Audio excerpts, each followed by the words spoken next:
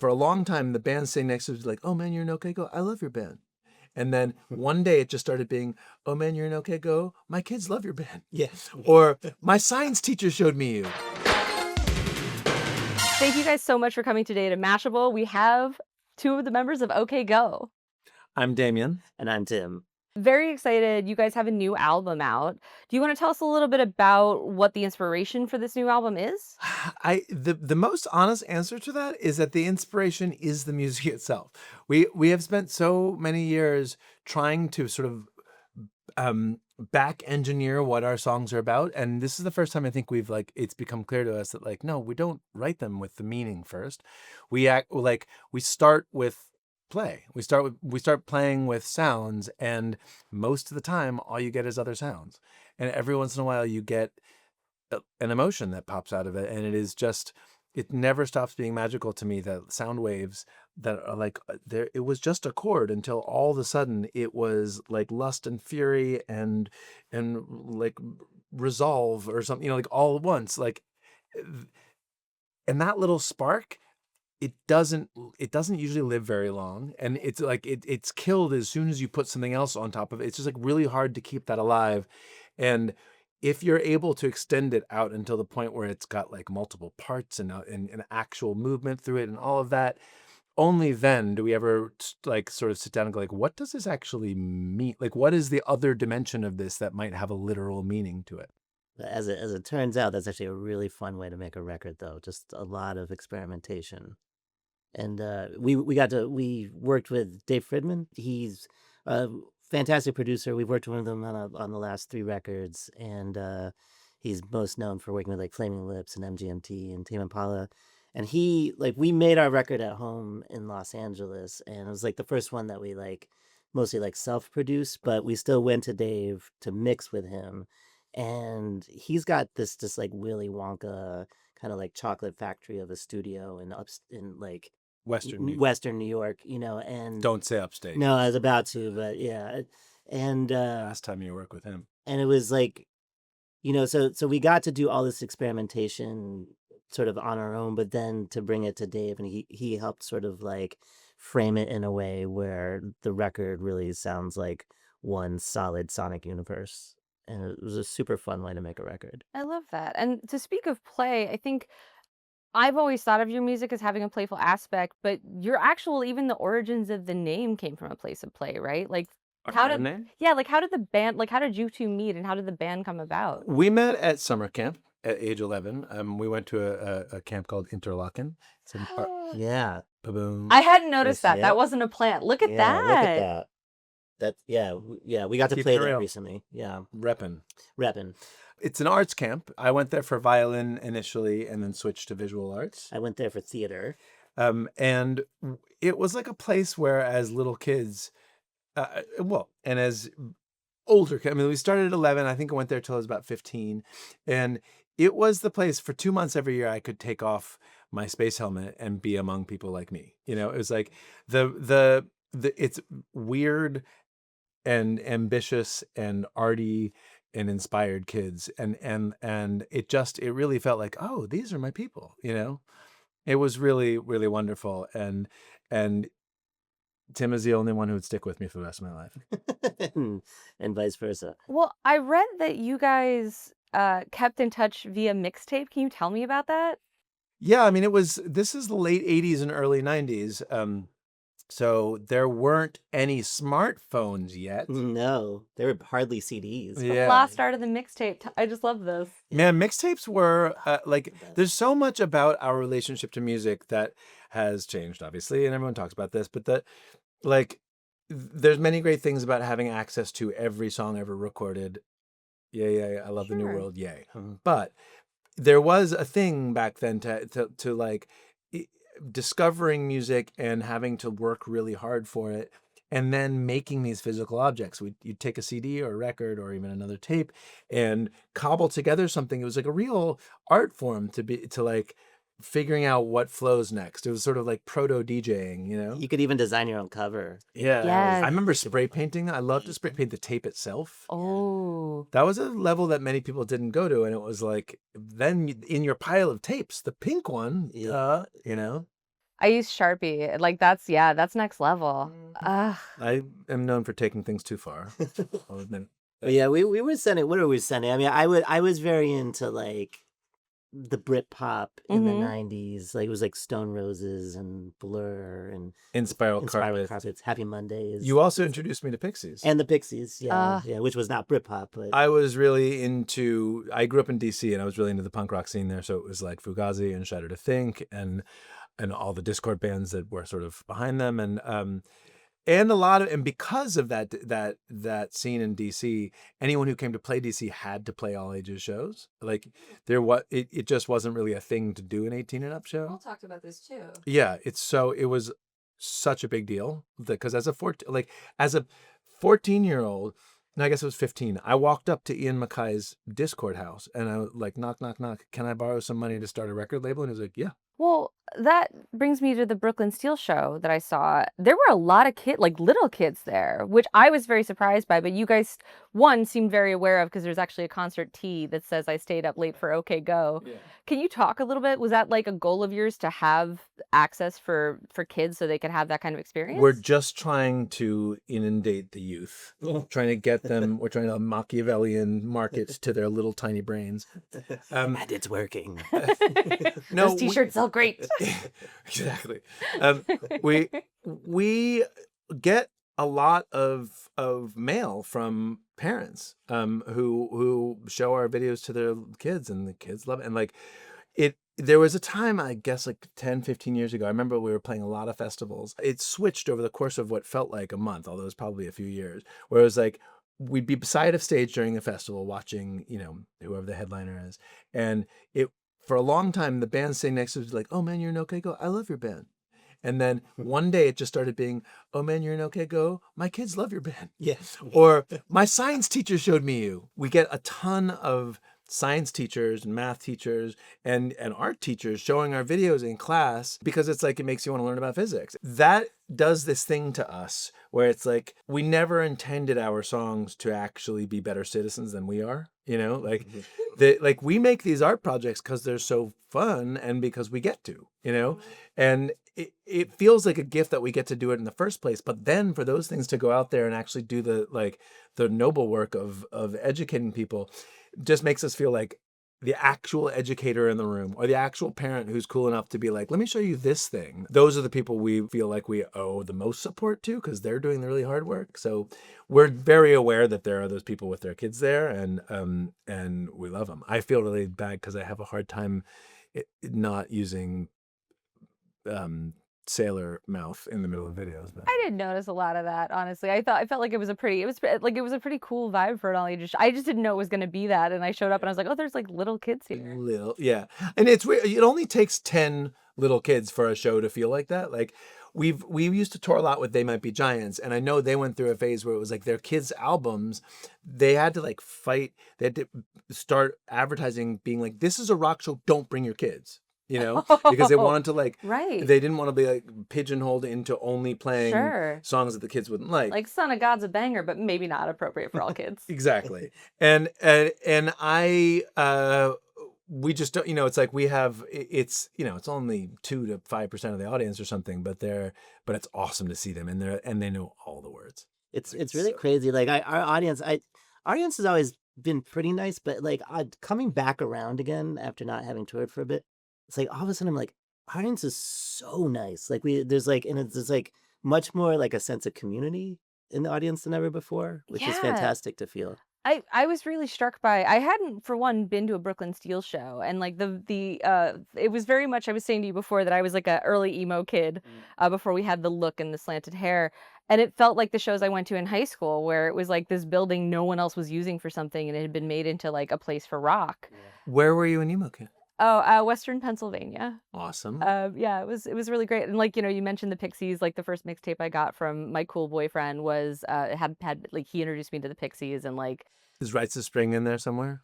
It's been so long, I'm not sure. I know that like basically I was into BMG Music Club after that, and I would just like my way of like impressing him was, we've got to know, Joe, what should I get? And he would like pick out the stickers. Yep. Which was really hugely transformative. Like the bands and like also just the tactile, even of just the CD, even of just the stickers of that moment.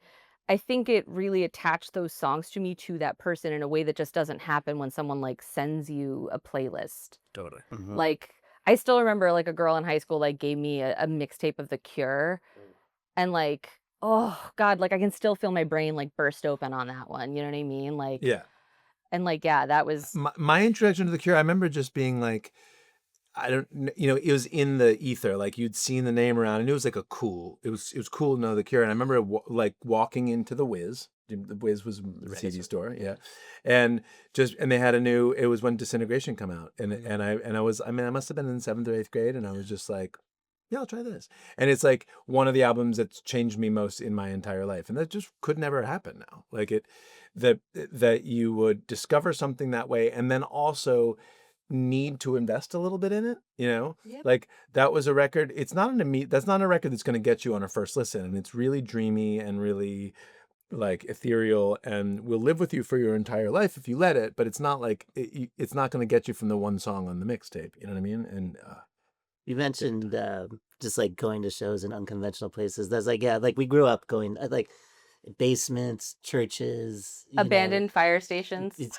totally, yeah. That was definitely in the DC like all of the all the Discord shows usually were in churches or high school cafeterias. Like I saw Fugazi in churches more than I saw them in clubs. Yeah. Yeah, recently my friend's band from high school, they did like a anniversary tour of their first album, and I went to my hometown and watched them play in like a church that's not a church anymore. And like that's a surreal experience. But it was also being in that group where it's like people brought their kids, and like it was such jubilant energy, and the vibe was very much like as if you knew everybody, even though I didn't know anybody except the person I brought, like it was a really lovely vibe. And then you guys kick off and there's so much confetti everywhere. I I don't know that I want a sincere answer to this, but I also want to know, like, what is the confetti budget? There was so much confetti, and I was shocked at how well that plays at a rock show. Oh, really? Oh, yeah. We are like we have numbed our senses to confetti, yeah, because we've been using so much of it for so long that to me, like all I remember about the confetti last night was like there's a couple songs that could have done more. I actually agree with you. Yeah. That like I want there to be confetti. Like I just want to be in the snowstorm of delight the whole time. It's like a light show. Why would you ever stop having lights? It feels like we're just creating our own weather system. You know? It's just like this is the environment. Especially, and it's a very cool space, but it's like there's all this cement, and then there's just all this like glittering paper confetti, and like watching the kid, like grown-ups were losing their minds, but also watching kids, like this little girl just kept picking it off the floor and putting it in her pockets. Yeah. And I was like, love the hoarding of confetti. Yeah. Yeah, you see kids like making like snow angels. Yeah. Afterwards, yeah. And sweet. It's like it's going to be all inside your clothes when you get home anyway. Oh, yeah. Don't worry, you don't have to put it in your pocket. It will be there. But we use about 100 pounds of confetti a night. I mean, it is recycled and supposedly biodegradable, which I believe because I get a lot of it in my mouth. Especially last night, I got a lot of it in my mouth, and it's very salty. But when as long as it doesn't like right into your, like every once in a while one of those happens, but it doesn't matter. It's like live shows. I've also realized that like seeing somebody screw up or seeing something like confetti gag somebody on stage, great for a live show. That's the best part of the night for the audience. Yeah, I remember seeing Elliott Smith like when he couldn't remember the words to his songs and being like he couldn't remember the words to his songs. Yeah. Like that was a plus from the fan side. Sure. Well, I think it's because then it feels like a very distinct experience. Yeah, you know, it's yours. You are like it's human, and it's just with every passing minute now that human connection becomes the more rarefied and like precious commodity. You know, like we certainly didn't think about this in this way 15, 20 years ago when we started making our own videos. We were like, we're a rock band, and if we're gonna make something, then like make something visual. The way to do it is you stick up the camera over there, and then we do all the things, right? Like it didn't occur to us for like years that you could actually move the camera. Yeah, you know, like that was a scary thing. That you could edit from one shot to another. Right. You know, like because that like type of filmmaking is an illusion generation thing that you like. It's like a process you learn, and we were like a bunch of performers who wanted to like make a thing, you know? And so our videos have wound up being like basically just a way to get people in the room. Like we're always trying to make sure you don't have the suspension of disbelief and you're not like going like, I know this isn't real, but it's really cool. Like you're just supposed to be there watching the thing. And I think that like that more and more that's the only thing that's not replicable. Like the stage show last night, it's like you can't even have that feeling listening to the music by yourself. Like we can't have that feeling playing the music by ourselves. It's just that can only happen in a group of people, and it's such a, like you said, jubilant and like cathartic feeling to just like feel good with other human beings. It's like so rare and so necessary. That is part of like the confetti, I think, is it's like it is this thing you can actually touch it. You can feel it. It's like on you. It is a part of the experience. It was really strikingly beautiful, even just watching like a single piece like flip, flip, flip, flip, flip. Yeah. And I saw grown-ups around me, like their hands starting to be like, am I gonna try to reach for it? And I was like, this is such a fun experience to watch grown-ups be like, how much am I gonna let myself into this? You know what I've never seen, but I've heard a lot. Apparently, like 3 days after we play places, there's often like that's when like Pantera or Slayer will play there, and like that's when the last piece of confetti falls out of the rafter, like right when they're like rubble, and then it's just like and then a little piece of joy, just a little bit of glitter, like pink and fluffy. And I've heard that story from like 4 different bands that they were like, yeah, we were there 3 days after you. Yeah. Well, I'd love to talk about the videos because like Here It Goes Again was so big. And I'm curious what that experience was like for you guys, from like conceiving of like, we're going to do treadmills to like just seeing that go on to win like a Grammy for best video. It was disorienting fast. Yeah. And I'm trying to give you a really honest answer here. Like you don't wind up making ridiculous things like that or just rock music at all if you're not already a little bit deluded and head in the clouds. Like you have to be a dreamer to be doing this kind of stuff. And most of the dreams that you dream don't happen, but you can make a few of them happen every once in a while. Like that's what keeps you going. And so when that one exploded so much more than I think anyone had expected, it was very like, oh my God, what's happening? But it was also sort of like, yeah, right? Sometimes I forget to remember too, like that video caught the attention of everyone on YouTube right in a moment where we were coming to the end of a record cycle. We thought our record was done, Yeah, we put it out because we were like, well, we've got that other thing. We weren't even really sure it was a music video. We're like, we got that other weird thing we made, and that'll be for like the mega fans, so that there's one more thing to watch while we're going out to make we'll go to like make the new record. Right. Yeah. And the next week our record was like back to the number one on all the like relevant charts, and we started over again. I remember, we were supposed to like come home from a year of touring, and we got rerouted to New York because all of a sudden we were going to do that dance on the VMAs, and then I remember that was amazing. Oh, thanks. Because like watching it, the video, I was like, this is so cool. But I was working in post-production at the time also. Part of me is like, oh, there's probably hidden cuts here I'm not catching. And then to see you on the VMA stage, I was like, oh, I really thought I knew what I was talking about, and I was wrong. Yeah. While I recognize the technology probably existed for hidden cuts at that point, we had with the technology did not exist in our budget or comprehension. Like we couldn't have done that. We were so nervous for that. I remember we were rehearsing in the Alvin Ailey dance studios for some reason. Ooh. Because it was high effing art. Yeah, we were in the basement there, and I remember we went out and bought a bunch of magazines and cut out photos of like celebrities and put them on the wall because we were like, this is going to be out there, like get used to seeing these faces. I love that, to like brace yourselves. Yeah, kind of. Like, I hadn't done anything like my sister who made that with us, who choreographed it with us, and we shot the original in her house and everything, she threw silverware at us. Right. Yeah, to like distract us. Like, yeah. The other thing that was really crucial for the live performance, I remember doing this, was everybody had to learn how to do their part without any, like we all had to do it one by one, so that if somebody else gets off, you can't be relying on them.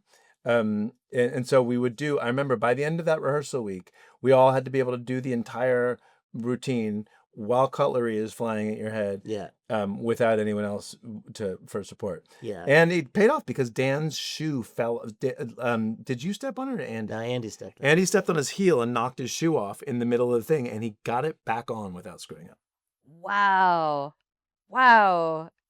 So where do you go from there? Because I've read a little bit about you guys talking about how there was a fear of kind of like, how do we top this? Or like, is this the thing we do now? But I love the way you talked about it before, that like you were a visual arts guy, you're a theater guy, like you're not just musicians. So can you talk a bit about finding how the visuals were going to continue to be part of your presentation as a band?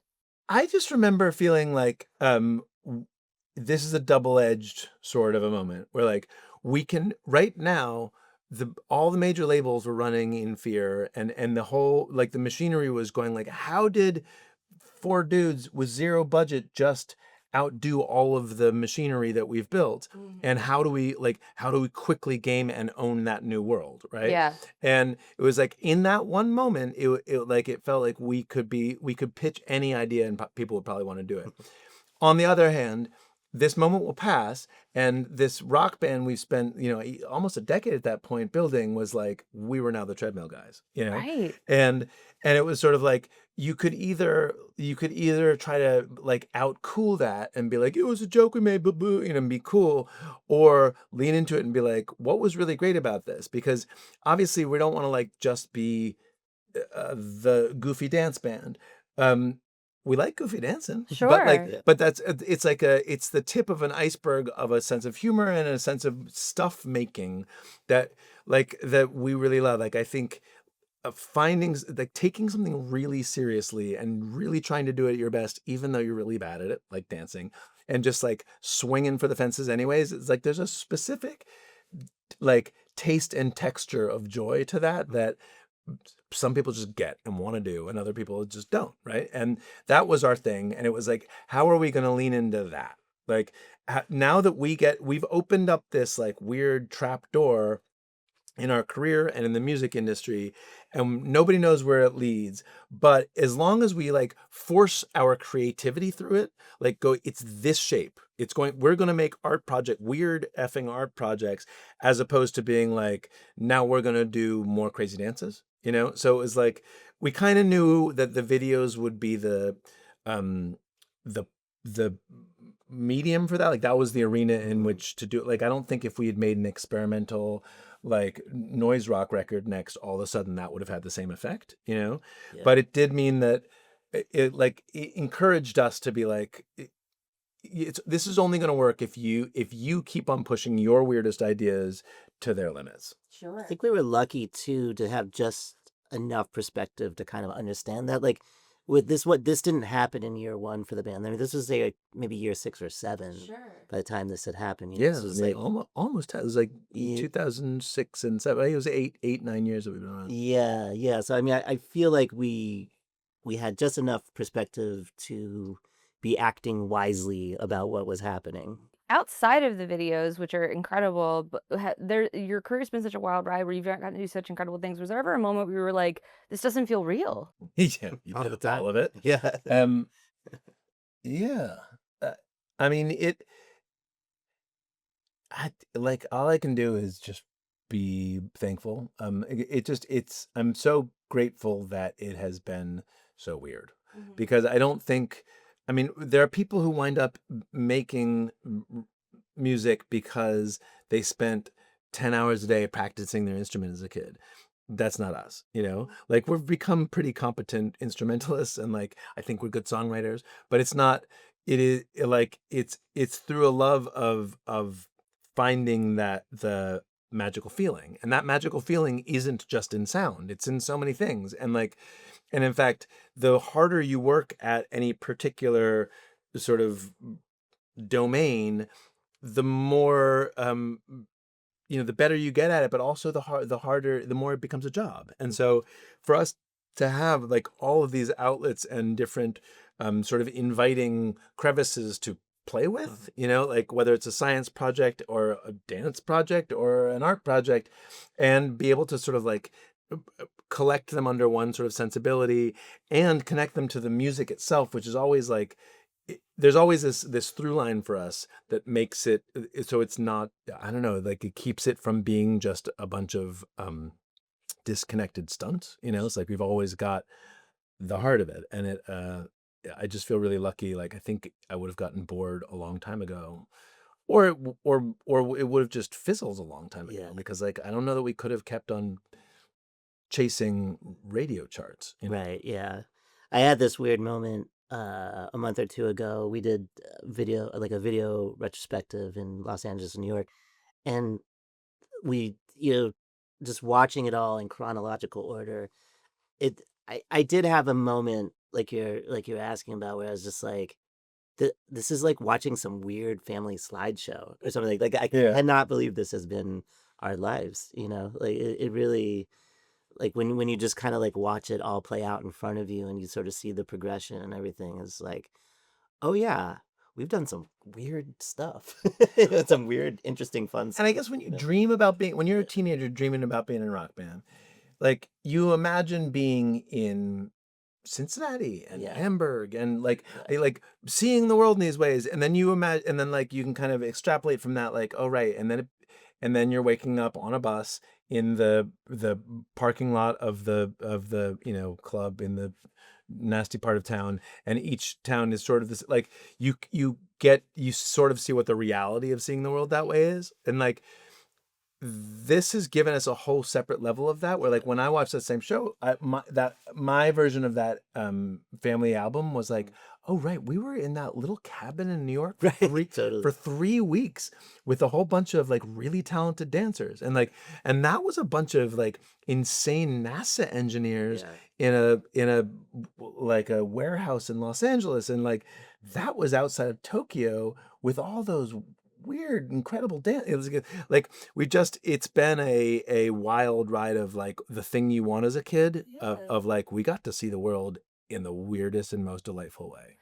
Well, that also connects to something else you said about kind of like being the dreamer and having these big dreams. And you guys also got to meet the Muppets, who, like, if ever there was something that signified, dreamers, please tell me about working with the Muppets. I mean, it truly is a dream come true. Yeah. The guys, the people who puppet the Muppets, who operate the Muppets, are like the funniest bunch of people I've ever met, and like the dirtiest bunch of people I've ever met. Like, but their improv skills are insane. It is. It's almost like inhuman how they know when the cameras are off, because everything when the camera's off is unfit for human consumption, and so funny. But they're also like, what's amazing about the Muppets from a sort of production perspective is that like both Kermit and Superman are fictional characters. But if Superman is going to say or do something, someone writes that, and it goes through a variety of people to make sure that is brand appropriate for him to do and say, and then is acted out by someone, or drawn by someone, or animated, or whatever. But when Kermit says something, it's because the guy underneath Kermit decided to do it. Right. And also every experience that Kermit has, that guy, because there's only one Kermit, like he now remembers it and lives it, right? So like we had actually met the Muppets twice before this in like other weird circumstances at like award show, blah, blah, blah. And they like, it's just weird that a puppet like has a sense of humor and a memory about a meeting you've had before. Yeah. Dan, our drummer, had a staring contest with Animal, actually, like a really intense. Yeah, can you guess who won? Yeah. I mean, I'm gonna guess Animal. Yeah, of course. Like Animal's eyeballs don't have water involved, so he doesn't have to blink if he doesn't want to. That was high stakes. Yeah, very high stakes. Yeah. Animal also, we played with Animal on a late night show, so to have band practice, he came to my house. That's right. Like to my actual garage. Like at the time we were practicing in my actual garage, and where Animal goes, a trail of pink feathers is left, like because he's made out of pink feathers, and they just fall off of him all the time. So I have a handful of very, very beloved Animal feathers, and also something in common with Animal that you guys leave behind, little remnants. That's a good point. Yeah. No, maybe that's why we do that. Yeah. I never thought about that. Well, I think that's our time with you guys. Is there anything else you want to tell our audience about the new album or about your tour? I mean, no, it's our best album. Yeah, they should listen to it. It's I'm really proud of it. And we are on tour now. Yeah, that was also So true. come. Yeah. Yeah. I concur. I think that's everything. Thank you guys so much. This has been lovely. Thank you. Yeah.